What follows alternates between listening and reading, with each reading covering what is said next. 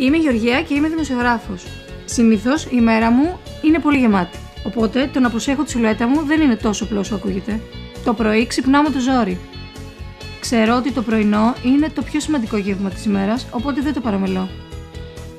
Το Calligram 5.2 με βοηθάει γιατί με κάνει να αισθάνομαι χορτάτη ακόμα και αν δεν έχω φάει πολύ. Βέβαια, φροντίζω να ασκούμε και λίγο.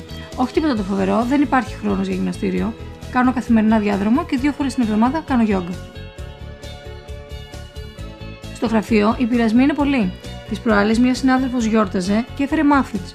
Αν έφαγα ένα. Είπαμε να προσέχουμε, αλλά όχι καταπίεση. Δεν την μπορώ καθόλου την καταπίεση. Πολλές φορές οι γρήγοροι ρυθμοί δεν μου επιτρέπουν να τρώω μεσημεριανό με όλη μου την άνεση.